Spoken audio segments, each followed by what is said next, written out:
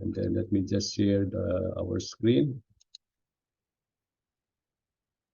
So tutuloy po natin yung ating pag-aaral. No? Nasa second part na tayo ng lesson 2.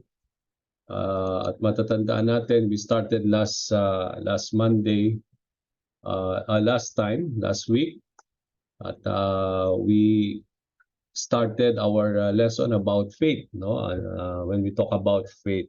At just quick recap lang ng ating pong napag-aralan so that we can proceed, no? We started to define faith as an introduction, no? Sabi nga natin, last time we talk about, we understand what repentance is all about. Repentance is turning from sin, but also faith is turning to Christ. So, yung repentance and faith are really so important, no? Sabi nga natin, yung repentance has something to do with our sin, but also faith has something to do about God. So hindi natin pwedeng paghiwalayin itong dalawang ito, no? When we talk about repentance and faith, kailangan ng isa't isa when it comes to salvation. Kaya nga sabi ito sa ating pong introduction, you cannot really repent without faith and you can really believe without repentance. So magkasama po yan lagi itong dalawang yan. And we started last time defining what is faith, no? But very quick lang, we talk about that it is the assurance of things hoped for, the conviction of things not seen. Tapos binigyan tayo ng napakarami mga verses dito. We will just go through it quickly just to remind us bakit napaka-importante po ang pananampalataya. Sabi natin sa Mark 16:15-16, without faith we cannot be saved and we will be condemned, no? Ibig sabihin, kung walang pananalig at pananampalataya sa Diyos, hindi tayo maliligtas and we will be condemned. Another passage that we learned last time, John 8:24, at dito natin nakita na without faith we cannot die, or we can't die free from our sins, no? Ibig sabihin, it is only by faith that we can be free from the penalty of sin, which is death. And then Acts 15:9, without faith our hearts cannot be cleansed or be purified. Napaka-importante po ang pananalig natin sa Panginoon kasi sa pamamagitan lamang ng pananalig natin sa Panginoon o yung pananampalataya natin na tayo po ay nalilinis, tayo ay somehow being purified by God in our hearts. Another passage na natutunan natin last time, bakit napakahalaga ang faith? Because without faith we cannot receive forgiveness of sins and an inheritance. Napaka-importante ang faith kasi sabi dito, it is only by faith na tayo mapapatawad sa ating mga kasalanan. So dito natin makikita yung yung sinabi natin kanina na repentance and faith are somehow cannot be separated. Dito natin makikita na repentance has something to do about forgiveness or to be forgiven of our sins. And we cannot be forgiven of our sins, no? As we repent without faith. So makikita natin yung magkaakibat itong dalawang ito. Magkasama talaga siya. Hindi pwedeng paghiwalayin. Sa Romans chapter 4 verse 5, nakita natin that without faith we cannot have righteousness credited to us. No, yung pagiging matuwid natin ay nakasalalay po sa ating pananalig. Yung tayo ay sumampalataya sa Panginoon, it was credited to us by God as righteousness, no? At ito yung somehow sabi nga natin, righteousness cannot be earned. You cannot work our righteousness, but it is only a work that God can put unto us, and it is so important for us to have faith because sabi nga natin, it is only by faith that we can be credited righteous in the sight of the Lord. Romans 5:1, quickly, without faith we cannot be justified and have peace with God. No? Sabi nga natin, last time na hindi tayo mapapatawad sa ating mga kasalanan kung wala yung pananalig natin sa Panginoon. We have been justified. Ibig sabihin, pinawalang sala tayo sa ating mga nagawang pagkukulang, pagkakasala sa Panginoon. At dahil tayo pinawalang sala na, meron doon na ang kapayapaan natin sa Panginoon. So another thing about that without faith we cannot receive the Spirit. No? It is by faith that we receive the Holy Spirit. And then also without faith we cannot become sons of God or children of God. It is by faith, or our faith in the Lord, that we become children of God. And then Ephesians 3:12, without faith, we cannot have boldness and confident access to the Lord. Kailangan natin na magkaroon tayo ng pananalig sa Panginoon so that we can really enter the presence of the Lord, so that we can have boldness and confidence in entering God's presence. Okay, Hebrews 11:6, without faith we cannot please God. Napaka-importante yan. And then yung last time, yung pinaka-last verse natin, 1 John 5:4, without faith we cannot overcome the world. It is only by faith that we can overcome the world. So dito po tayo mag-uumpisa na itutuloy ang ating pag-aaral tonight, no? And that is what we will able to understand in question number 3 na sa inyong manual po, that is also in the screen.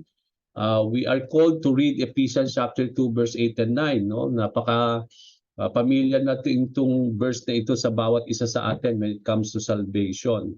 Now here, let's go back again to Ephesians chapter 2, 8 and 9, and then we will try to understand and answer these questions.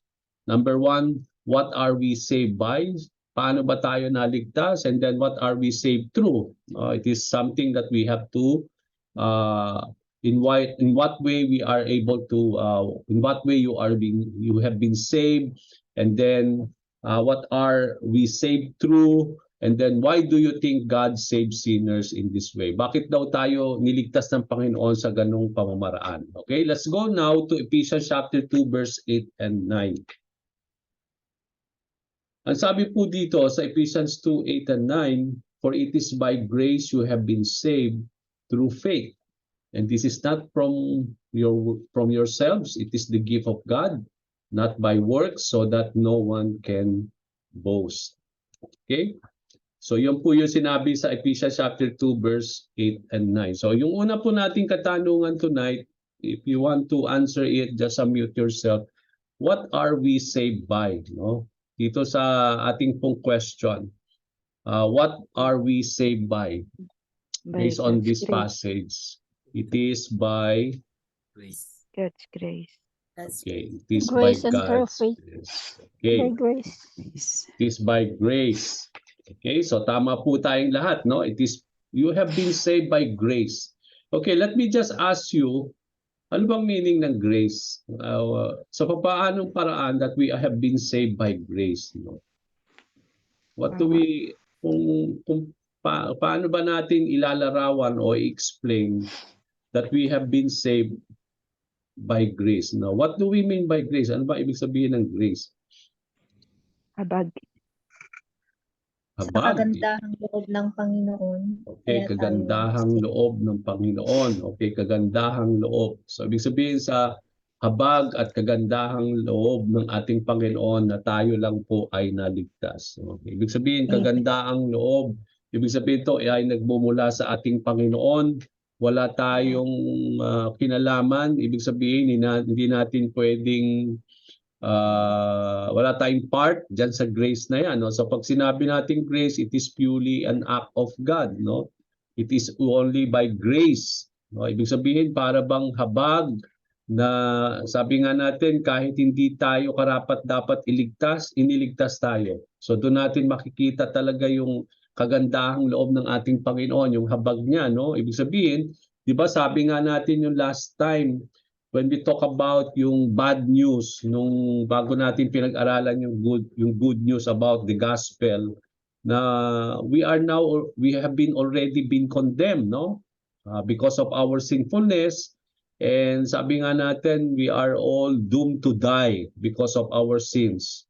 But then, kung titingnan natin dito, wala tayong pamamaraan, wala tayong kapangyarihan to save ourselves, no? Ibig sabihin, it is only by God or it's only through God that we will able to be saved, no? At kaya nga yun yung nakita natin dito. So it means to say that we have been saved by the grace of the Lord. Yung ibig sabihin, wala na tayong pag-asa talaga eh, no? It is only by the grace of the Lord na tayo iniligtas niya, yung habag at awa niya, yung kagandahang loob. Ibig sabihin, wala tayong part dito na kahit hindi tayo karapat-dapat na iligtas, iniligtas tayo ng Panginoon. It's because of His grace alone. No, yung sinasabi natin, unmerited favor, yun ang ibig sabihin ng grace. Yung ibig sabihin, tumanggap tayo ng mga bagay na galing sa Panginoon na kahit hindi tayo karapat-dapat tumanggap ng mga yon, no? At yun doon natin ma-appreciate ang kagandahang loob ng ating Panginoon, ang habag at awa ng Diyos dahil iniligtas niya tayo kahit tayo ay makasalanan, kahit tayo tumalikod sa Kanya, but we have been saved out of His grace. No? At dito makikita natin, so when we talk about ang salvation pala is by grace. It is not something that you can somehow that you can work ito. It is only by grace of the Lord that you have been saved by God. Okay, then tuloy natin yung second question. What are we saved through? Kanina by, ngayon naman, what are we saved through? By faith. Through faith. Through Okay, faith. through our faith in the Lord. Okay, so it is by grace and through faith, no? It is sabihin kagandahang loob ng Panginoon sa pamamagitan ng pananalig. So nandun yung grace plus faith. No? Grace comes from the Lord. Yung faith naman is also comes from the Lord. Dahil sabi nga natin mamaya, alam natin ng mga kapatid na ang pananalig natin galing, di kusayan na galing sa atin.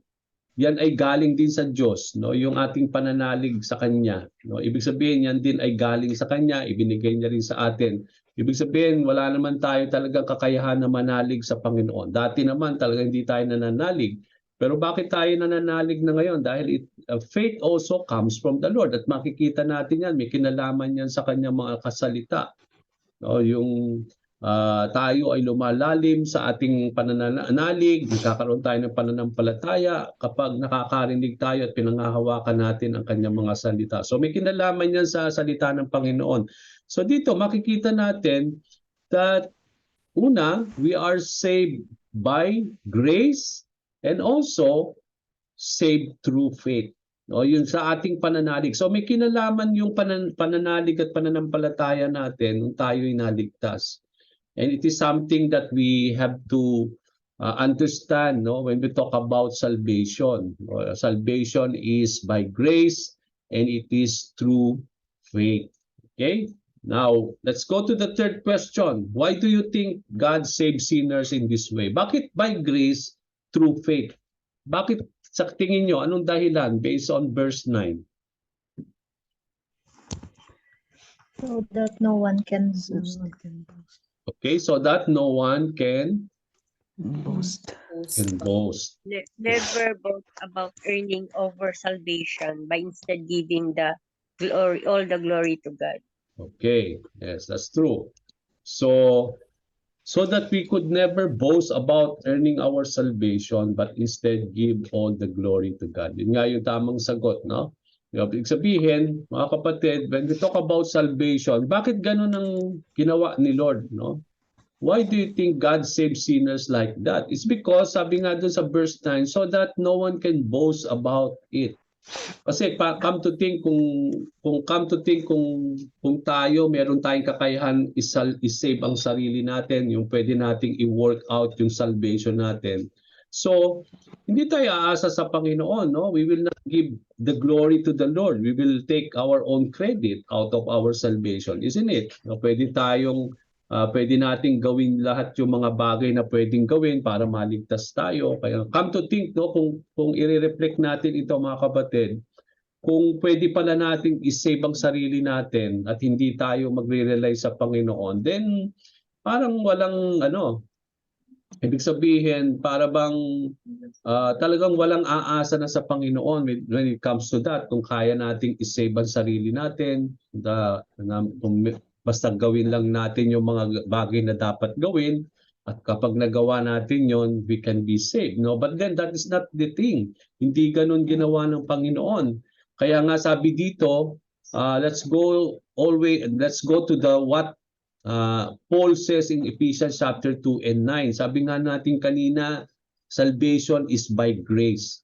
Ang kaligtasan daw ay dulot ng ng kagandahang loob ng Panginoon. No, yun lang, yun yung unang-una. At yun ay kagandahang loob sa pamagitan ng pananampalataya. Yung pananampalataya din natin, hindi yan galing sa atin eh. Kaya there's no part of us in salvation at all eh. Kasi yung pananalig pa rin ay galing din sa Panginoon. Binigyan tayo ng kakayahan para manalig sa Diyos. Para tayo ay manalig sa kanyang mga salita. Ibig sabihin, it is the same work of God. No? Kaya nga, pati yung pananalig natin, hindi natin pwedeng angkinin na ito ay galing sa atin. Ito ay galing pa rin sa Panginoon. So dito makikita natin, another thing about salvation is that it is the gift of God. So ang salvation pala is just a gift. It is something that has to be received only. Ibig sabihin, hindi mo siya pwedeng pagtrabahuhan. Diba sabi nga natin, kapag yung may birthday kayo, you are being given gift by people, isn't it? Yung may nagbibigay sa inyo ng regalo is because it is your birthday. Ganun din naman when it comes to salvation. Ito ay kusang ibinibigay ng Panginoon sa mga tao na magbabalik loob sa Kanya, na magsisisi sa kanyang mga kasalanan, at ito ay ibinibigay ng Panginoon na gift out of His kagandahang loob, o out of His grace, no? And out of the faith that we will able to receive from the Lord. And it is just a gift and not by works. Na ibig sabihin, hindi mo pwede siyang pagtrabahuhan. Kasi kung kaya nating pagtrabahuhan yung ating kaligtasan, then we can boast about it. Kaya nga yun ang sabi ng Panginoon, so that no one can boast. Para walang pwedeng magmalaki na naligtas niya ang sarili niya sa kanyang mga gawa. Kaya nga, because salvation is just purely work of the Lord. It is only God who can save. Wala tayong kakayahan, kapangyarihan to save ourselves. So it is the work of God, no? And it is a work of God by grace, through faith, and it is a gift of God so that no one can boast. No? It is not by works that you have been saved, but it is a gift that we have just received from the Lord out of His grace. So lahat pala ng grace ni Lord, it is something that we have to receive only by faith. So yung kagandahang loob ng Panginoon, dahil siya ay mabuti, siya ay dakila at tapat, lahat ng mga bagay na ibinibigay niya sa atin, mga kapatid, it is a way of grace, no? Kagandahang loob na ibinibigay lang ng Panginoon, at yun ay tinatanggap lang natin ng may pananalig at pananampalataya. So parang kusang ibinibigay yan ng Panginoon, yung grace na yan. At ang kailangan lang natin yon ay tanggapin natin na may pananalig sa Panginoon, na may pasasalamat sa Panginoon. At yun ay, kapag ginagawa natin ganon, ibig sabihin, ang glory na pupunta kay God, siya yung naitataas. Siya yung parang naluluwalhati. Kaya nga pagdating sa salvation, there is now no one can save, nothing can save us except God. No? Ibig sabihin, kahit yung relihiyon, hindi kayang i-save tayo. No? Ibig sabihin, kaya nga, based on Ephesians chapter 2, 8 and 9, yung mga bagay na ginagawa ng mga tao when it comes to the religion, di ba, maraming mga sinasabi ang religion that you have to do this, you have to do that so that you can be saved. So there's nothing that is not true. It's because the Bible says that salvation cannot be worked. You cannot really work your salvation. So hindi mo siya pwede, yung mga ginagawa natin patungkol sa religion, there is nothing that can really do for a person to be saved from their sin. It is because salvation or to be saved from our sinfulness is just a work that God can do alone. It is being done by God out of His grace, and it is being received by faith alone. Okay, that is hindi faith plus work. Okay, hindi po faith plus work, kasi even sa ating Roman Catholic, no, galing tayo lahat sa Roman Catholic, yung ating mga natutunan last time. Okay, may faith, pero faith is not enough. Ang turo sa atin sa Roman Catholic, faith plus work. Yung work doon, yung kailangan merong mga sacraments, yung kailangan nagkukumpisal ka, yung somehow yung may mga bagay na dapat gawin patungkol sa relihiyon, na kapag ginagawa natin yon, kasama yon, plus yung pananalig natin, yun daw ang kaligtasan. Pero based on this passage alone, makikita natin that it is only by faith without works at all. No? There's no faith plus work dito sa Ephesians 2:8 and 9. It is only by faith. It is only faith out of the grace of the Lord, and it is something that has to be received only as a gift from God. Okay, so that is what, so may kinalaman ang faith when it comes to salvation. So nakita natin last time na napaka-importante ang pananalig, no? Napakarami nating pinag-aralang mga passages, at dito pwede nating idagdag yung Ephesians 2:8 and 9, that it is impossible for a person to be saved without faith. It is because we have been saved through our faith in the Lord. Tayo ay naligtas through faith, and it is by grace. Okay? Now, let's go now to question number 4.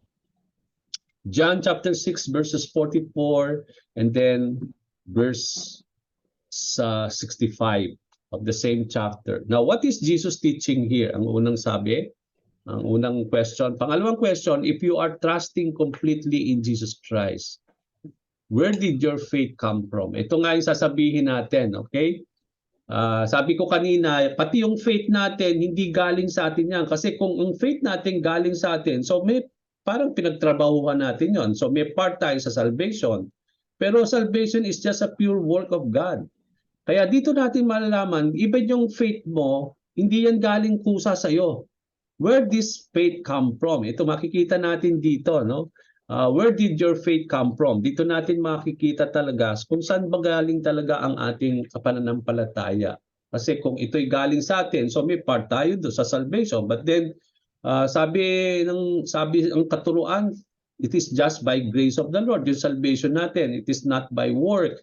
It is a gift that can only be received by faith. So there's nothing that wala tayong part sa salvation. So dito, saan galing ang ating pananalig? So let's go to John 6:44 and then we will read verse 65 also. So dito ang sabi dito, no one can come to me unless the Father who sent me draws them, and I will raise them up at the last day. Sa verse 65 naman of the same chapter, he went on to say, this is why I told you that no one can come to me unless the Father has enabled them. Okay, now, ano tinuturo ni Jesus Christ dito sa dalawang passage na ito? What is Jesus teaching here? Pastor, I think he's teaching us here to everyone who believe on him have Okay. eternal life. Okay, to believe in Him, and so that they may have eternal life. Okay. Eternal life. Okay, so what else? Ano pa? Ang sinasabi dito ni Lord. Sa akin po, Pastor, Sige, Jen. no one come to me unless the Father who sent me draws to them. Okay, anong ibig sabihin nun? I-simplify natin yon. And Sige, i-expound natin tong verse na ito para lubos natin maintindihan. Okay? Now, ang sabi dito mga kapatid, no one can come to me unless the Father who sent me draws them, and I will raise them up at the last day. Yun din ang sinasabi niya sa verse 65. Sabi niya, this is why I told you that no one can come to me. Inulit niya ulit sa verse 65. Unless the Father has enabled them. Okay, so ibig sabihin, dito natin makikita what is Jesus teaching here. No? Meron pa bang gustong magsalita before I explain this? Meron pang gustong reveal o kanilang answer? Pastor, Okay. he's teaching that we can't have faith on Mhm. Christ unless God draws us and grants that faith to us. Okay. So that's okay. That's true. Okay, so let's see. So he's teaching that we cannot have faith in Christ unless God draws us and grants that faith to us. So ibig sabihin, Pati yung faith natin mga kapatid, galing kay God yan. No? Kaya tayo nanalig, nung narinig, di ba nung narinig natin ang Ebanghelyo, napakinggan natin yung Ebanghelyo, no? Ano ang nagdala sa inyo nung narinig nyo ang Ebanghelyo kay Kristo? Ang Panginoon Diyos din ang naggawa sa atin nun, no? Kasi because wala daw isa, no one can come to Jesus Christ unless, no? Yung word na unless the Father who sent me draws them. So ang nagdo-draw pala, ang nagdadala, ibig sabihin, yung nagdo-draw sa isang tao papunta kay Kristo Jesus na ating Panginoon, ayan ay gawa ng Diyos Ama sa langit. So yun ang sinabi ni Jesus Christ, no one can come to me unless the Father sent that person to me. No, yun ang sinasabi doon. So ibig sabihin, kung wala ang kapangyarihan at pamamaraan ng Diyos Ama, walang tao ang makakalapit kay Kristo Jesus sa pamamagitan lamang nila. Kunyari, ako gusto kong lumapit kay Jesus Christ, manalig ako kay Lord. Hindi ko kayang gawin 'yon, no? Because it is the work of God that will draw me to Christ. Kaya nga tayo, 'di ba, ang tagal ninyo. Siguro, what year did you receive Christ? Siguro mga anong taon na kayo nag-receive kay Lord, no? Siguro medyo may edad na kayo nang tumanggap kayo kay Lord. Now, bakit doon lang? Bakit nung hindi nung mga bata pa kayo? Kasi in those times, naniniwala rin naman tayo kay Kristo, di ba? Naniniwala tayo sa Diyos. Pero bakit kahit ganoon tayo, hindi pa tayo talaga yung the way we have come to the Lord nung tayo tumanggap sa Kanya, nung nagsisi tayo sa ating mga kasalanan? Because is this the work of God who had drawn us to the Lord, no? Yun yung takdang panahon ng Panginoon na tayo ay hinipo ng Diyos so that we can come to Christ, so that we are able to repent and believe in Him. So dito nating makikita na yung work of God includes drawing people to Christ.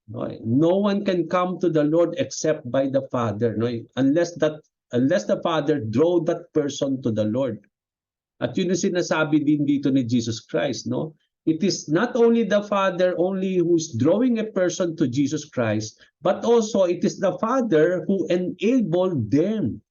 Ibig sabihin ng enabled, siya yung nagbigay sa inyo ng kalakasan, siya yung parang nagbigay ng pamamaraan para kayo ay makatanggap kay Lord. Siya rin ang nagbigay sa inyo ng pananalig. Siya rin ang nagbigay sa inyo ng mga bagay na kinakailangan para tayo ay lumapit kay Kristo. Siya rin ang nagbigay sa atin ng enablement para tayo tumanggap sa Kanya. So ibig sabihin, it is purely a work of the Father. No, it is purely the work of God for the Father to draw that person to the Lord, and also it is the Father who will enable that person. Ibig sabihin, pati yung faith natin, it is God, it is the Father who is granting us, no? Kaya nga sabi ko kanina sa inyo, no, pati yung pananalig natin, hindi yan galing kusa sa atin. Yan ay nagmumula sa Diyos. Kaya nga nung tayo ay in-enable ni God, at dahil nandun yung enablement of the Lord, yung pamaraan ng Panginoon, kaya tayo nagkaroon ng kakayahan na manalig sa Panginoong Hesukristo. Kaya tayo nakatanggap sa Panginoon, no, bilang Panginoon at bilang tagapagligtas. Ibig sabihin, yan ay pamamaraan ng Diyos Ama. It is the work of God. Kaya nga sabi kanina sa Ephesians 2:8 and 9, kaya sinasabi natin, wala tayong kakayahan, wala tayong kapangyarihan even lumapit kay Lord. Wala tayong kakayahan na manalig dahil dati hindi naman talaga tayo nananalig. Ibig sabihin, ang pananalig natin, kaya tayo ay talagang naligtas, ay dahil yan ay kusang ibinigay din sa atin ng Panginoon. And it is by faith that we are saved, sabi nga sa Ephesians chapter 2. And that faith comes from God. Because without the enablement of the Father, we cannot even have faith. Wala tayong talagang kakayahan manalig. And it is coming from God. So dito natin makita na tinuturo ni Kristo Jesus sa atin na wala tayong kakayahan, no? We cannot have faith at all by ourselves. But in this teaching, he says that we cannot have faith in Christ unless ito ay ibinigay sa atin ng Panginoon. Unless God will draw that person. So drawing a person to the Lord is also and then enable him also to believe is the work of God, no? To a person's life. Yan ay talagang gawa din ng Diyos sa buhay ng isang tao para siya ay makakilala sa Panginoon, para siya ay makatanggap sa Kanya, para siya ay manalig sa Panginoon. It is purely work of God. Kaya nga, kahit anong gawin ng tao na lumapit at manalig kay Kristo, kung wala ang enablement and power of God sa buhay ng taong yon, it is just something that he cannot do it by himself. It is the work of the Father that draws a person to Christ, and it is also the work of the Father that enable that person to receive Christ. Okay? To enable him so that he may come to Jesus Christ. At dyan natin makikita that faith without God, we cannot even have faith at all. No? It is something that God can grant to a person when he draw that person to Jesus Christ. Okay, now, tingnan natin, sabi dito sa question number 2, if you are trusting completely in Jesus Christ, kunyari, tayo ay completely nananalig, or we are really trusting in the Lord, nananampalataya completely in the Lord, where did your faith come from? Saan daw nagmula yung ating pananalig sa Panginoon? Or where did our faith come from? So compare yung answer natin dito sa Acts 18:27, sa Philippians 1:29, Romans 10:17. Sabi nga natin kanina, no? Let's go to these verses. Tingnan natin ano ba sinasabi ng Acts 18:27, Philippians 1:29, saka Romans 10:17. And then, compare natin yan sa sinasabi ng John chapter 6:44, saka John chapter 6:65. Okay? Now, sabi natin kanina, let's go again to John 6:44. Ang sabi sa John 6:44, ulitin natin uli kasi kukumpara natin yan doon sa sinasabi nitong tatlong verses na ito. Ang sinasabi ng John 6:44, no one can come, no? Wala isang mang tao ang makakalapit kay Kristo unless the Father draws that person to Him. And then also, sabi doon, it is also the Father that will enable that person as he comes to the Lord. Okay? Now, sabi po sa Acts 18:27, Philippians 1:29, saka Romans 10:17. Let's go to Acts 18:27. Ang sabi sa Acts 18:27, when Apollos wanted to go to Achaia, the brothers and sisters encouraged him and wrote to the disciples there to welcome him. When he arrived, he was a great help to those who by grace had believed. Okay? Now, dito naman sa Philippians 1:29, for it has been granted to you on behalf of Christ not only to believe in Him, but also to suffer for Him. And then, consequently, sabi sa Romans 10:17, faith comes from hearing the message, and the message is heard through the word about Christ. So dito natin makikita, mga kapatid, sabi natin kanina sa John 6:44 and also sa verse 65, na ang faith natin comes from God, no? It is something that God gives us when we come to the Lord, when God draw us to Jesus Christ. Nung tayo ay para bang drino ni Lord by our Father to Christ, tayo ay dinala ng Panginoon kay Kristo, nandun din na siya rin ang nagbigay sa atin ng pananalig at pananampalataya na kinakailangan para tanggapin natin siya bilang Diyos, bilang Panginoon at bilang tagapagligtas. So yun yung sinasabi ng John 6:44 and 65. It is the Father who draw us to Jesus Christ. Hindi tayo ang kusa talaga na lumapit kay Kristo. Yan ay pamamaraan ng Diyos Ama sa atin, kaya tayo nakalapit kay Kristo, at yan din ay pamamaraan ng Panginoon, ng Diyos Ama, kung kaya tayo ay nanalig sa Panginoon. So ang sinasabi dito, yung faith natin comes from the Father who has drawn us to Jesus Christ, who has given us the faith. No? In-enable niya tayo so that we are able to believe.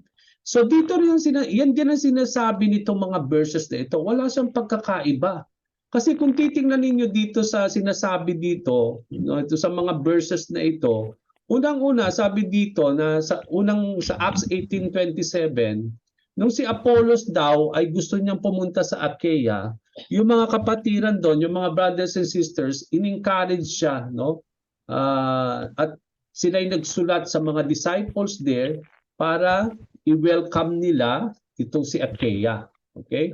So nung siya dumating doon sa lugar sa Achaia, he was a great help to those who by grace had believed. Okay? So dito makikita natin na malaki ang naitulong nitong si Achaia para ang mga tao doon ay manalig, no? Yung para bang sila ay manalig, ito yung mga para lubos pan matulungan ni Apollos itong mga tao na he was a great help to them so that to those who by grace had believed, no? Dito makikita natin that faith is also by grace, no? Sabi dito sa Acts 18:27, yung mga naligtas daw had been saved is because it is by grace and they have believed, no? It is by grace also that they have believed. So dito makikita natin, sabi natin kanina, salvation is by grace. Dito rin sa Acts 18:27 sinasabi faith is also by grace. It is by grace that people in Achaia believe in the Lord. So saan galing yung faith nitong mga taga-Achaia? Ito'y galing sa Panginoon and it is by grace that God gave them so that they may believe. So it is by grace that they have believed, sabi doon. So yung belief na tinanggap, yung pananalig nitong mga taong ito sa Achaia, ito ay hindi kusang sa kanila. Ito ay by grace na ibinigay sa kanila upang manalig sila sa Panginoon at yung pagdating ni Apollos doon, lalong naging blessing siya sa mga taong nanalig sa Panginoon dahil naging malaking tulong daw siya dun sa mga tao na nanalig na itong pananalig nila ay galing sa habag ng Diyos. O, yung kagandahang loob ng Panginoon. So yung faith pala ay galing din sa kagandahang loob ng Panginoon. So yan ang sinasabi sa Acts 18:27. Yan ay out of grace. Faith is also out of grace. Binigay lang yan sa atin ng Panginoon kaya tayo nanalig. Yan ay kusang ginawa ng Panginoon. Yun din sinasabi sa John 6:44, no? 65. It is the Father who had given you the enablement, yung faith, so that you may believe in the Lord Jesus Christ. Yan din ang sinasabi dito sa Acts 18:27, that belief or faith is by grace. Okay? Philippians 1:29, kung makikita ninyo, na for it has been granted to you on behalf of Christ not only to believe in Him, but also to suffer for Him. So yan ay granted to you. Ibinigay lang daw yan sa inyo on our behalf para paano? For what? So that we are able to believe in the Lord. Okay, so ibig sabihin, faith also is something that has been granted to you only. Hindi yan kusang nagmula sa atin, mga kapatid. Yung ating pananalig ay galing din yan, ibinigay din yan sa atin ng Panginoon.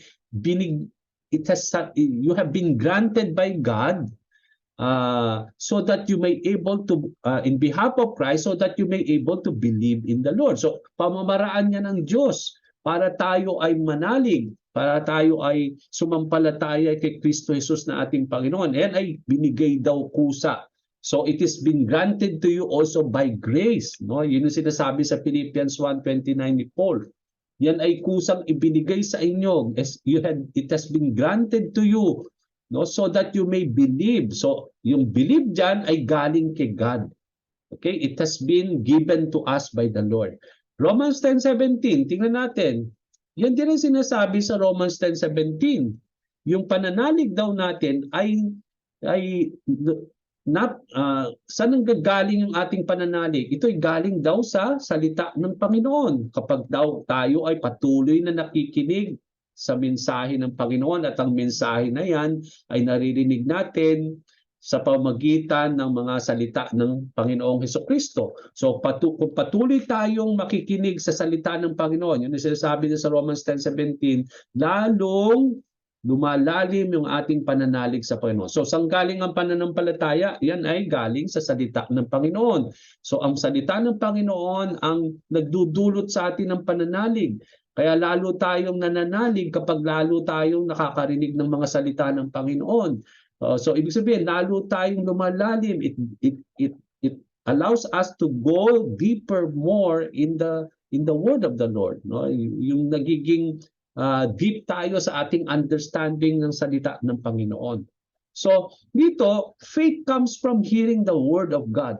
Kaya kung gusto nating lumago lalo, pagkaroon palalo tayo ng pananalig sa Panginoon, tuloy natin yung pakikinig ng ating nasasalita ng Panginoon. Okay? Now, ang sinasabi dito, hearing the message. Ngayon, tanungin ko kayo, paano kung kayo ang nagbabasa ng salita ng Panginoon and you are not hearing it? It is the same thing ba? Kasi ang sabi dito, hearing the message. Now, paano naman kung if you are not hearing and you are the one who is reading? Parehas yan?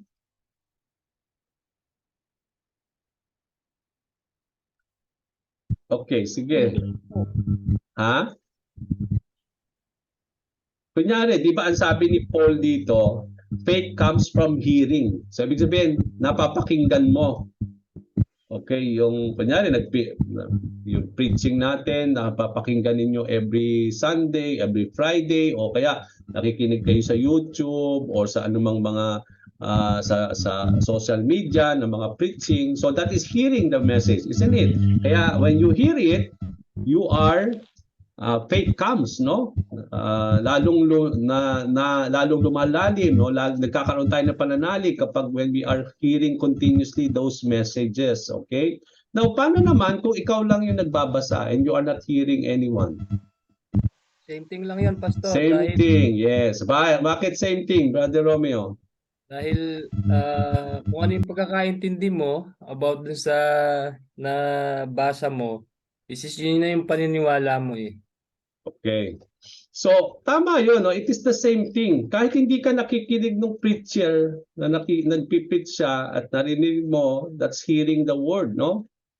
But then also, kapag naman din nagbabasa tayo, walang pagkakaiba yon. Kasi ang nagsasalita naman sa atin ay sino? Ang banal na espiritu naman, di ba? Siya yung, kasi salita niya yun eh, salita ng Panginoon yun eh.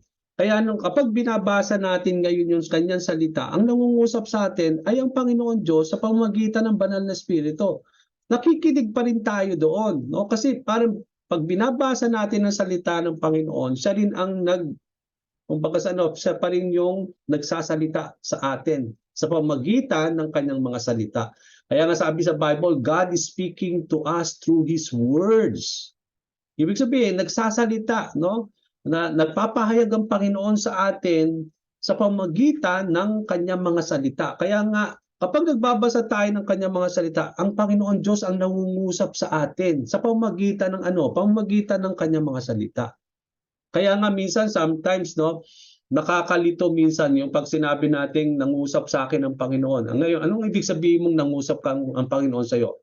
Nakarinig ka ba ng boses o ang ibig mo bang sabihin nung nagbasa ka ng sa Bible, nangusap sa iyo ang Diyos sa pamamagitan ng kanyang kasi? Kasi come to think mga kapatid, kaya nga minsan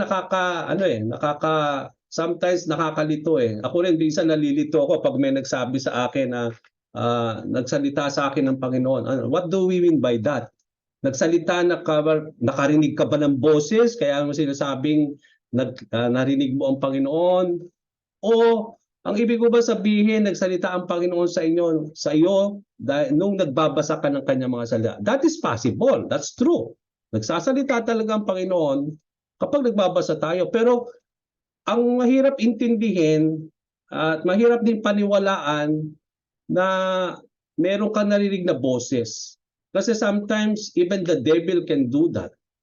So it means to say, sometimes bihira rin tayo magkakaroon ng mga ganong klaseng mga experiences, no? Hindi lahat nagkakaroon ng ganon. Although in the past, alam natin nangungusap ang Panginoon. Through whom?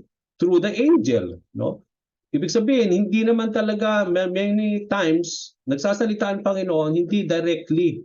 Okay, meron namang mga time na directly rin siya, di ba? Yung pinag-aralan natin last time, God speak to Peter, James, and John dun sa Transfiguration, di ba? Sabi doon, this is my beloved son in whom I love, whom I am well pleased, no? And listen to him. So that is a direct voice, no? So that's a voice of the Lord. Pero meron namang mga sandali naman that God is speaking through an angel, no? 'Di ba nung si Mary, nung binalita yung magandang balita, is God is speaking to her through the angel. No, meron sa atin naman, God is speaking to us through the Holy Spirit. God is speaking to us by his words. Bihira tayo na ngayon, nakakarinig ngayon ng talagang mga voice, no? Kasi sometimes kasi hindi ko tinatawaran that God can speak unto us, no? But pero ang maraming beses at sa ating experience po, mga kapatid, that God is speaking to us through his words. And through his words, God is using his words to communicate to us.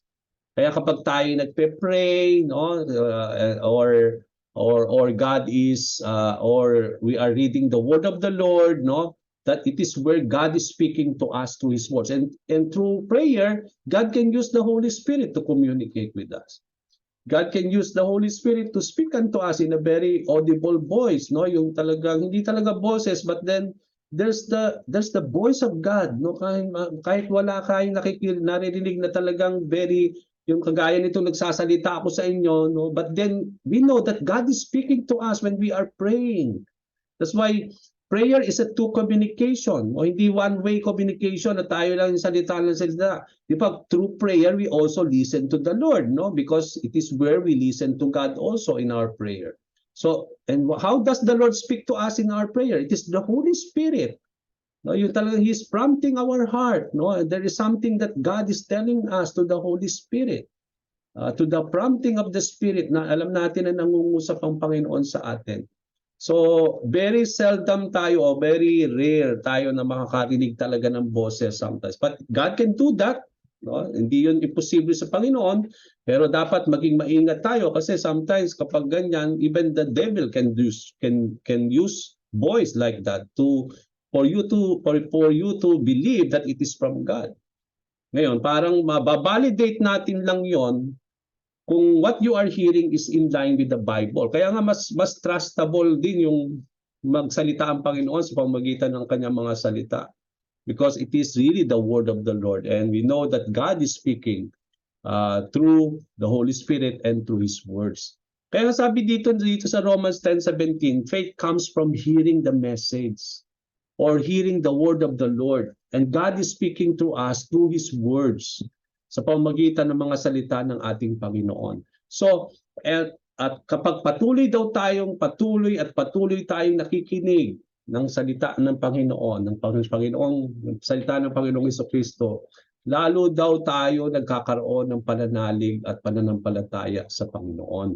Okay? So, yun yung napaka-importante natin. So, maging maingat po tayo pag sinabi natin nangusap sa akin ng Panginoon. Ano bang ibig sabihin? Dinawin natin yon sa pamamagitan baka sa paanong maraan mo na narinig ang Diyos, no? Narinig mo ba talaga yung boses o nangusap sa iyo sa pamamagitan ng kanyang mga salita, or nangusap sa iyo sa pamamagitan ng Banal na Espiritu, or even yung dreams, no? Sometimes we have to validate our dreams because even Satan can give you dreams. Kaya nga dapat maging maging maingat kasi sometimes diyan po nagmumula yung mga bulaang propeta, di ba? Yung mga teachers ngayon, di ba? Sabi sa Bible, beware in the last time, in the end times there will be people who will claim that they are Christ, no? Sila yung mga bulaang propeta na marami pong maliligaw. It's because I believe that somehow perhaps that they claim that they heard something from the Lord, that God called them, or they heard the voice of the Lord, no? So dapat maging maingat po tayo sa mga ganung bagay, no? Because I believe God has spoken already. And I don't think that He will speak again because He spoke already everything that we need to know, and we need to know about Him. And it is already written in the Bible.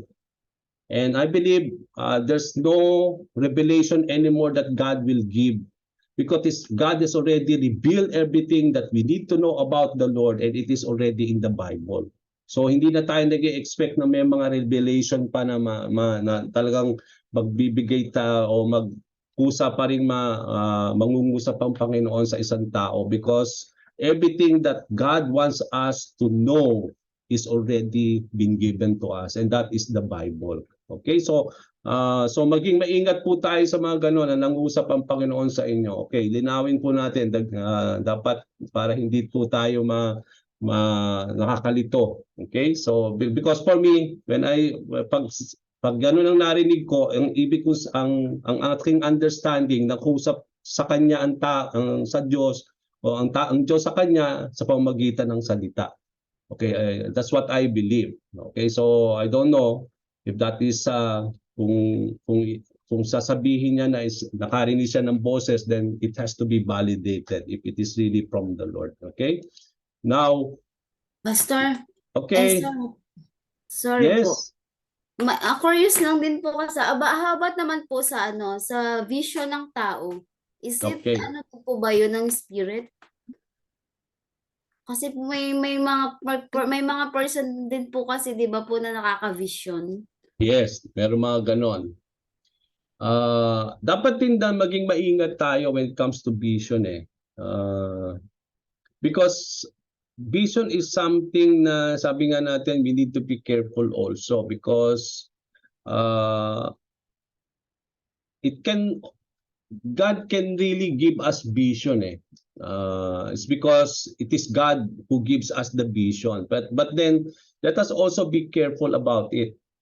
Kaya nga sabi nga natin, even yung mga visions na premonition from the Lord, dapat kailangan i-validate yung mga yon. Kasi how do we validate that? As long as the vision is in line with the word of the Lord. Hindi dapat siya nagko-contradict sa salita ng Panginoon. Ibig sabihin, yung mga vision na yan ay in line pa rin sa salita ng Panginoon. So it may come from the Lord, no? It may be something from God.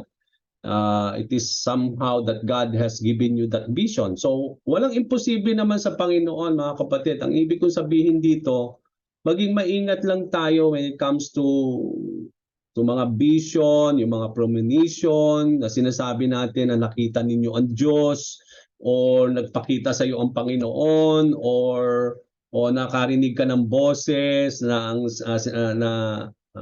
sinasabi na ang Diyos ang nangusap sa iyo. So I'm not saying it's not possible, no?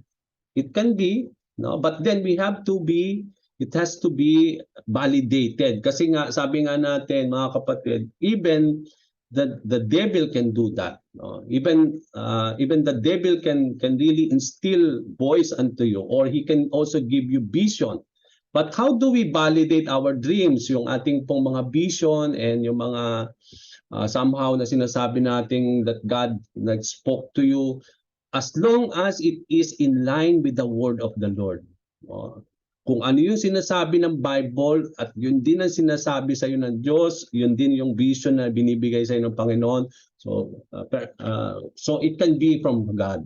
Pero kung hindi ito in line with the word of the Lord, no, mga kapatid, then it is not something that we can really take hold of it. Kasi it may be somehow, it is just something, because yung ating pong mga somehow, no, hindi lahat ng tao can really have, can really see those kind of thing, no? Hindi siya normal. So perhaps there are some people who have been given those visions only. Hindi yan parang para sa lahat sa atin, no? It may be somehow na merong nagkakaroon ng mga vision from God. So that is true. That's talagang merong pagkakataon na pwedeng ganoon. Pero sabi ko nga, kailangan nating i-validate yan. I-validate natin. Ano ba yung vision na yan? Ano yung nakita mo sa vision? Kung yan ay pasok sa salita ng Panginoon, then it can be from God, no? But as long as it is not contradicting the word of the Lord, then we believe that it is from the Lord. Okay, so kaya lang hindi na tayo, very rare na nating nakakaano. Nung mga panahon noon, siguro madalas na God is speaking to the people is because hindi pa talaga complete yung kanyang mga salita, mga kapatid eh. Pero we have now all the thing that God has spoken. It has been put into the book, and that is in the Bible. So I don't think that there is something that God will still speak unto us of something that is not already been revealed. It has already been revealed, sabi nga natin. Sabi nga ni Jesus Christ, I am the Alpha and the Omega. Wala na tayong hihintayin na propeta pang magmumula sa Diyos para yung sa pamamagitan ng propeta na yan, mangungusap na naman ang Panginoon. Kasi God is speaking to the prophet, mga kapatid. In the Old Testament times, paano nangungusap ang Diyos? Ginagamit niya ang mga propeta. Kaya nga ang dami nating prophets in the Old Testament. Pero sabi po sa Hebrews, God is speaking before through the prophets, but now, referring to now, no? Sabi po, but now He's speaking to the Holy Spirit and through the Lord Jesus Christ. So we don't expect anymore anyone who will come from God that will say that God will use that person to reveal something more. No, we believe that sabi nga natin, sabi nga natin, it has already been given by the Lord in the Bible, and we don't expect another prophet apart from the Lord, no, because it has already been revealed. So hindi na ako naniniwala talaga that there will be more vision, not unless sabi nga natin it is necessary siguro by the Lord, but I believe also that God has already give everything for everything that we need to know about God, no, that will really bring us more to the Lord, because sabi nga natin nandiyan na yung banal na Espiritu, because it is the Spirit of God that will remind us, that will empower us. So nandiyan na nga yung banal na Espiritu. So why do we need more, no? I believe it is the work of the Spirit that will always enlighten our hearts. So it may be the vision comes from the Holy Spirit, but as long as the vision is in line with the word of the Lord, there is no problem about that. And even yung mga something that sabi natin nangungusap ang Panginoon, as long as it is in line with the word of the Lord, then there's no problem without it, no? But then we have to be careful also, because sabi nga sa Bible, test every spirit, because even the spirit working in us can be also an evil spirit. So the evil spirit can also do that, no? He can really give you vision, he can give you sightings, he can give you every words or voice, he can do that also. So we have to be discreet, so we have to test the spirit. Okay, now let's go now to the next one. Sabi dito, so it came from God's free grace as we heard the gospel. So lahat po itong mga verses na ito, kung makita natin, John 6:44, John 6:65, yung Acts 18:27, Philippians 1:29, Romans 10. Ang sinasabi lahat niyan, yung ating pananalig ay galing sa Diyos at ibinigay yan kusa, granted to you freely by grace as we hear the gospel. Kaya ang isang tao, kapag nakarinig sa ng gospel, ng ebanghelyo, kapag yung tao yan ay nag-respond, it is the work of God on that person. Kasi siya yung magkukumbik. Sabi nga, ang banal na Espiritu ang nagkukumbik. Ang kailangan lang ay marinig. Kailangan may magpapahayag ng salita ng Panginoon, ng gospel. Kapag naipahayag ang gospel, ang work ng banal na Espiritu is to convict that person of his sin. Kaya through that conviction, kaya nagkakaroon ng repentance. And ngayon, yung repentance na yan, so that he may able to be convicted of his sins, yan ay pamaraan din ng Diyos, no? To the point that kapag siya naman ay mananalig na, after his repentance, yun din ay pamamaraan ng Diyos sa taong yon so that he may able to believe in the Lord. So everything that had happened to us when we received Christ, when we have drawn to the Lord, it is purely by grace of the Lord that has been granted to us only by God. Galing lahat yan sa Diyos. It came from God and it has been given to you by grace only. Sabi nga natin, grace, yung kagandang loob, sabi nga ni Sister Jenaline kanina, yung habag, sabi ni Sister Seni. So, it is just only something that has been given to us. Wala tayong part, wala tayong kinalaman dyan. So, it is just something that you have to receive only by grace, by faith in the Lord, and also it is a gift that God is only granting to us. Okay, so iba yung pananampalataya natin galing kay Lord yan. Okay, so napaka-importante po na dapat maintindihan natin yon. Okay, let's go to question number 5. Sa John 3:18, will God hold people responsible who do not believe in Jesus Christ? No. Let's see this question. Or John 3:18, whoever believes in him is not condemned. Sabi po. But whoever does not believe stands condemned already because they have not believed in the name of God's one and only Son. So ang tanong po natin dito sa John 3:18, will God hold people responsible who do not believe in Jesus Christ? Yes or no? Yes, Pastor. Okay, yes. We are already judged if we don't believe in Christ. Sabi po dito sa John 3:18, we already been judged. No, ibig sabihin, dahil sa kasalanan natin, there's already condemnation. We are already condemned. So whether Jesus Christ will come or not, wala yun na yun, no? Ibig sabihin, we are already condemned, we are already doomed to die because that is the penalty of sin. Okay? Ngayon, because of God's grace na naman, because of His love for us, He sent Jesus Christ. Yun na lang ang pag-asa ng tao.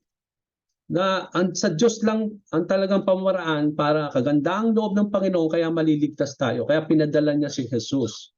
So that whoever believes, sabi dito sa John 3:18, sa sino man ang kanyang mananalig sa kanya, he is not condemned anymore. Okay? Ibig sabihin, dahil condemned na siya dati, but he will be saved from that condemnation. But whoever does not believe stands condemned. No? Hindi na bago. Ibig sabihin, kahit kapag ang taong yan ay hindi naniwala, nanalig sa Panginoon, yung condemnation, nandyan na yan noong una pa man eh. So mananatili sa condemnation. Yun ang sinasabi dito. Because they have not, they stands condemned already. No? Yung word already, noong pa man already na tayong condemned mga kapatid.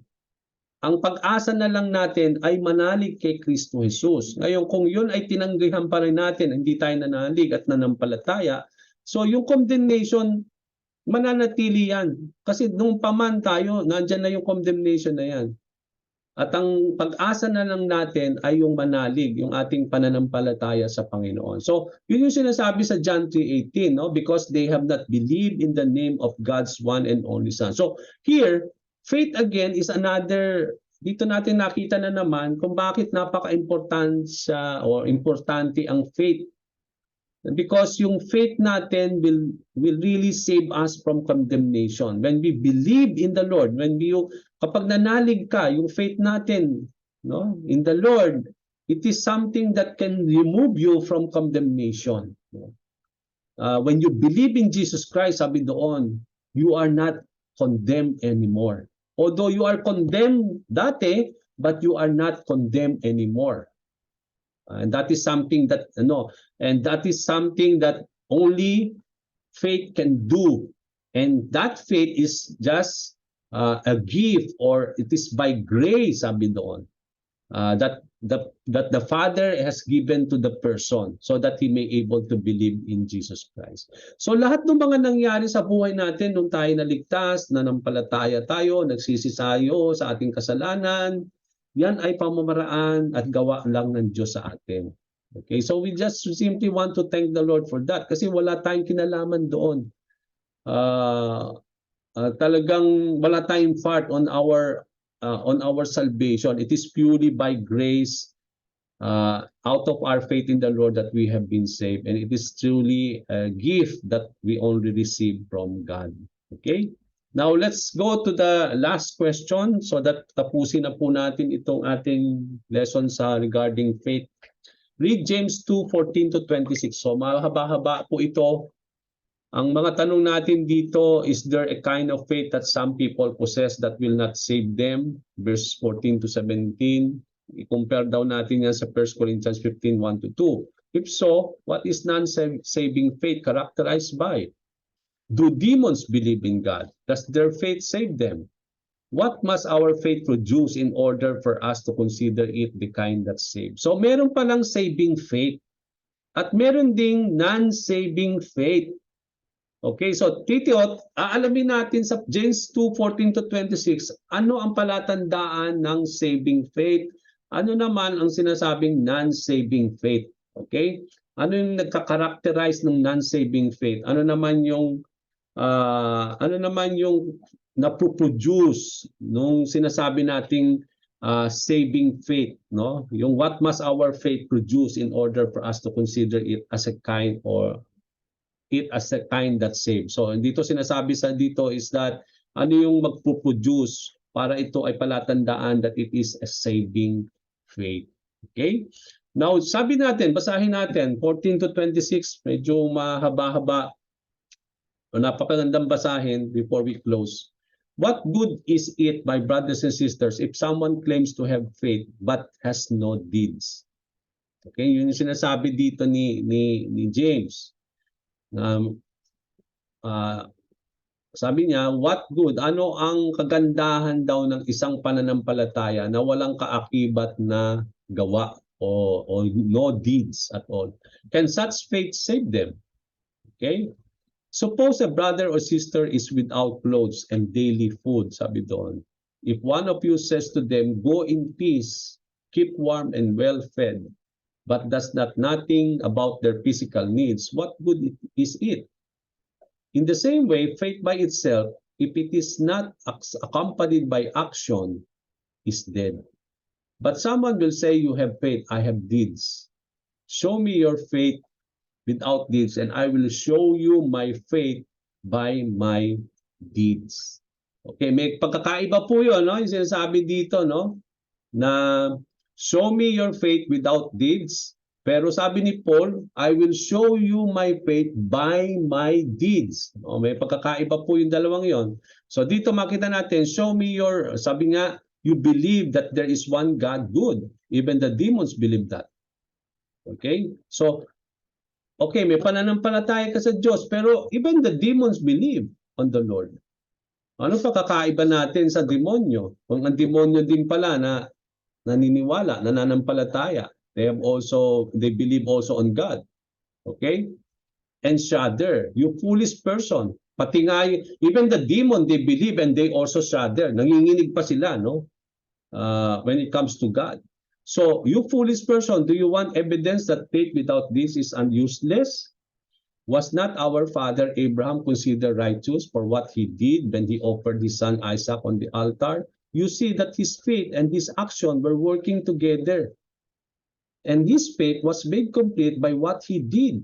Okay, yun yung example. And the scripture was fulfilled that says, Abraham believed God and it was credited to him as righteousness, and he was called God's friend. You see that a person is considered righteous by what they do and not by faith alone. So in the same way, was not even Rahab the prostitute considered righteous for what she did when she gave lodging to the spies and sent them off in a different direction? As the body without the spirit is dead, so faith without deeds is dead. So dito natin makikita yung there's indeed a faith, no? When we talk about faith, faith alone is a dead faith, no? So ibig sabihin, pag sinabi nating may pananalig tayo sa Diyos, dapat na ipakikita yon sa mga gawa, sa ating mga pamumuhay. Kasi faith is useless, faith is dead kung hindi yan nakikita. Okay? Kasi anong pagkakaiba mo sa demonyo kung ang mga demonyo nanginginig pa pagdating sa Diyos, no? Because demons even believe on God. So wala kang pagkakaiba, no? Yung faith mo at saka yung faith ng demonyo, magkaparehas yun. Ngayon, ang pagkakaiba lang is that yung ating faith in the Lord, sabi nga natin, is being seen by the things that we do. No? Yun nga yung sinasabi dito ni James, that without deeds, our faith is useless. No? Walang kabuluhan ang pananalig natin kung wala itong kaakibat ng mga gawa o nakikita sa ating pamumuhay. Kasi ang sinabi niya dito, ang evidence daw ng faith ay yung sabi nga niya, no, yung sinabi niya dito, no, show me your faith without deeds, but I will show you, sabi doon, my faith by my deeds. So ipakikita daw ni Paul yung kanyang pananampalataya sa pamamagitan ng mga gawa. Ngayon, paano mo ipakikita ang pananalig mo kung hindi mo yon? Okay, if I will say that I have faith in God, paano ko ipakikita yon? By means of just saying it by my words? So kulang yon. Kasi kung paano kung sasabihin lang sa inyo na ako'y may pananalig sa Diyos. Pero paano naman, kahit hindi ko sabihin na ako'y may pananalig sa Diyos, pero kitang-kita yung sa ginagawa ko, yung pananalig ko sa Panginoon. So yun yung doon na babalidate yung pananalig natin. Yun yung pagkakaiba natin sa mga demonyo. Kasi yung demonyo, they also believe. No? And that is also something. So useless lang yung believe natin. It should be with deeds. Kaya nga sabi dito niyo, you foolish person, do you want evidence that faith without deeds is useless? Ibig sabihin, faith without deeds is a useless faith. It is a non-saving faith. No one can be saved out of that. No, yung kunyari, nanalig ako sa Panginoon. Okay, nanalig ako pero hindi naman yung pananalig ko na yan, hindi naman yun ang nagdala sa atin na magsisi ako sa aking kasalanan. Eh kung yung pananalig ko, yun dapat ang magdadala sa akin para magsisi, para magbalik loob sa Panginoon. Okay, pwede pala akong manalig pero hindi yung so paano ko masasabihin may pananalig ako sa Panginoon kung yung pananalig ko na yan hindi naman ako nagdala sa akin para magbalik loob sa Panginoon or something that will lead me to repent of my sins. Kasi nga, di ba, yung repentance and faith is magkaakibat yan. No? You cannot repent without belief, and it is by belief that you are able to repent. No? So dito makikita natin na hindi pwedeng paghiwalay nitong dalawa. Okay, so useless yung faith natin kung hindi yan magdadala sa iyo sa repentance. Kasi yan ang nangyayari sa mga tao ngayon. They believe on God, but that faith is useless. It does not give, hindi yun yung nagdadala sa kanila sa Panginoon para makumbik sila ng mga sin. Kasi kung yung faith nila ay tamang faith at na yan ay saving faith, dapat yun ang magdadala sa kanila para manalig sa Panginoon at tumanggap kay Kristo Jesus, magsisi sa mga kasalanan. So, alam natin lahat ng tao may faith. Kahit yung mga ibang relihiyon, may faith sila. Kaya nga pananalig yun eh. Walang tao na hindi walang pananalig. Meron silang pananalig at pananampalataya kung sino man yung kanilang pinananampalataya ang Diyos. Kaya lang, sabi nga natin, ang pagkakaiba lang natin yung when we talk about the saving faith in the Lord, no? That faith will always lead you to Christ. That faith will always lead you to repent. That faith will always lead you to do something. And it is being seen by your action. No? Na ipakikita mo yun sa gawa. And that is what saving faith is all about. No? And that is the true faith that is based on the Bible. Kaya nga dito makikita natin dito, no? Just as the body without the spirit is dead. Kaya kagaya daw ng body natin, kung walang espiritu, we cannot say that we are alive. But we say that we are alive is because the spirit is there, no? Pero kung wala tayong espiritu, walang espiritu ang ating katawan, then we are dead. Ganon din daw ang faith without deeds. faith is dead kung wala yung kaakibat na action at gawa. Dito natin makita kay Abraham, bakit na sinabing siya ay paano pamamaraan pinakita niya ang kanyang pananalig sa Panginoon. Sabi dito, di ba? He offered it. Pinakita ni Abraham ang kanyang pananalig sa Panginoon to the point that even he wants to kill and offer his son to the Lord. Doon na patunayan ng Diyos kung gaano talaga kadalisay ang pananampalataya ni Abraham na willing siya na ibigay pusa ang kanyang anak na si Isaac. So doon mo makikita yung pananalig niya sa Panginoon. Kaya nga nung nakita yan ng Panginoon, it was credited to him righteousness. Dahil ipinakita niya yung pananalig niya sa pamamagitan ng kanyang gawa. No, kaya nga sabi niya, tingnan niyo po si Abraham. Di ba? Ang sabi ng Panginoon, dadami ang angkan mo. So, sa pamamagitan ng wala siyang anak. Walang anak sila ni Sarah. So, binigyan sila ng Panginoon ng anak na isa, si Isaac. So, ibig sabihin, through Isaac, doon manggagaling yung angkan ni Abraham. Pero sabi ng Panginoon, ibigay mo yung anak mo sa akin. I-offer mo siya. I-sacrifice mo siya for me. Come to think, isa-sacrifice na si Abraham. So paano ngayon paano dadami ang kanya? Okay? So but then hindi siya nag-alinlangan sa Panginoon. Kung ang sinasabi ni Abraham, ibigay ko ba si Isaac? Mangyayari at mangyayari pa rin ang salita ng Panginoon. Nadadami pa rin ang angkang ko kahit ibigay ko sa Isaac sa Panginoon. Kasi sabi nga niya, kung kailangan buhayin ng Panginoon si Isaac, gagawin niya yon para dumami ang angkan niya. So walang problema yung kay Abraham. Nanalig siya sa Panginoon. Pinanghawakan niya ang salita ng Panginoon. Kaya kaakibat yung gawa. So paano natin malalaman na tunay ang pananalig ni Abraham?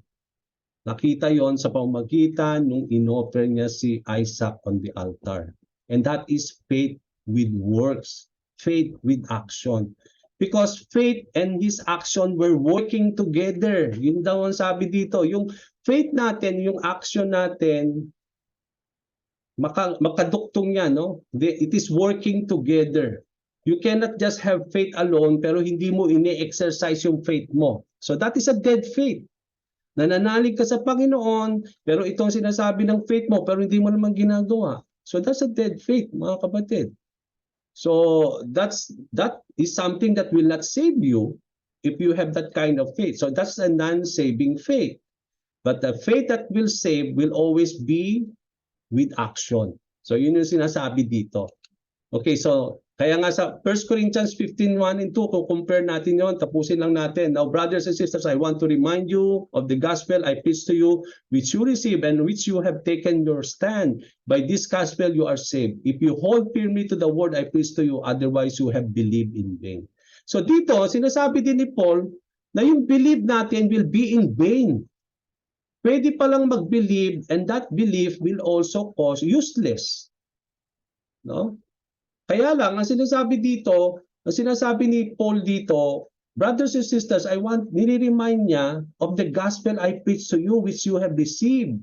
Na itong gospel na ipinahayag ko sa inyo at tinanggap ninyo which you have taken your stand. By this gospel, kayo ay naligtas. Paano tayo raw, nung tinanggap daw natin ang gospel that we have been saved, anong gagawin natin sa gospel na yon? Sabi niya, you have to hold firmly to the word of that gospel. Panghawakan daw natin yon. Yung panghawakan, yung salita na yan, yun yung faith natin. Kasi kung hindi daw natin gagawin yon, yung panghawakan is to believe with action, to live that faith. Yun ang ibig sabihin nun.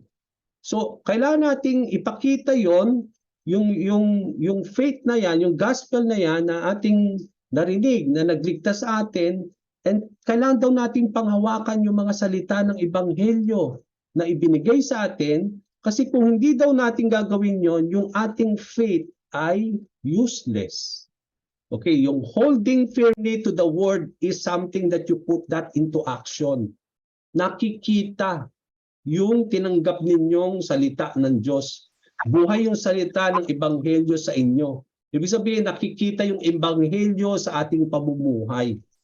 Okay, yun yung sinasabi dito, buhay yung ebanghelyo sa inyo. Kasi nakikita yon sa inyong mga ginagawa. And that is how it is really to hold firmly to the word that you had received, that save you. Yun ang sinasabi ni Paul.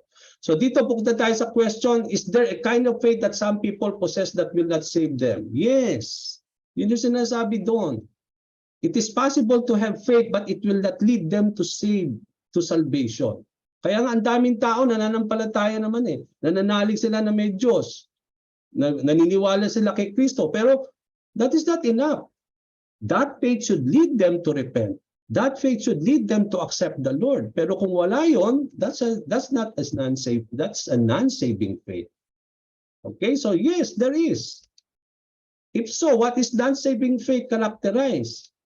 It is a kind of faith that a person has who says they believe but their faith does not produce good work. Hindi po pwede sabihin na meron akong pananampalataya sa Panginoon pero hindi pinakikita yon sa mga ginagawa niya na nagpapatunay na siya'y nananalig sa Panginoon. So that is a non-saving faith. Okay? Then last question, do demons believe in God? Yes, they believe but it only causes them to shudder in terror. Para bang naniniwala sila sa Diyos pero sila'y naginginig lamang, thinking of their ultimate destruction. So does their faith save them? No. It is not something that will save them. Okay, it is they believe and they shudder because alam nila that God will destroy them. Okay? So the demons believe also in God. So sabi ko nga, anong pagkakaiba ng isang taong nananalig kung hindi naman niya yon ina-apply sa buhay niya? So wala siyang kaibahan sa demonyo. Kasi ganun din naman demonyo, they believe also in God. Okay? So what must our faith produce in order for us to consider it as a kind that saves? It must produce good works, obedience, and corresponding action to be considered genuine. So mapapatunayan daw natin ang ating pananalig at pananampalataya ay genuine, mga kapatid. Kung nakikita yan sa pamumuhay ninyo. At dahil sa pamumuhay ninyo, nandun yung nagpo-produce yan ng fruit, ng mga magandang bagay, na nagbibigay kaluguran sa Diyos, nagiging mabuting gawa para sa tao, no? At yung it should produce obedience, sabi nga natin. Your faith should always produce obedience. And corresponding action, sabi ito, mga gawa na ito raw, itong mga gawa na ito, mga way of life, itong nagpapatunay, gaya ni Abraham, pinatunayan niya yon sa pamamagitan ng kanyang ginawa. Ganun din daw, sa pamamagitan ng mga ginagawa natin, doon natin nakikita ang tunay na pananalig at pananampalataya natin. Sabi nga natin, as I end, no, before I close, yung tunay na pananalig natin, nakikita natin, hindi kapag wala tayong problema, wala tayong pangangailangan. Ang dali manalig kapag okay ang lahat.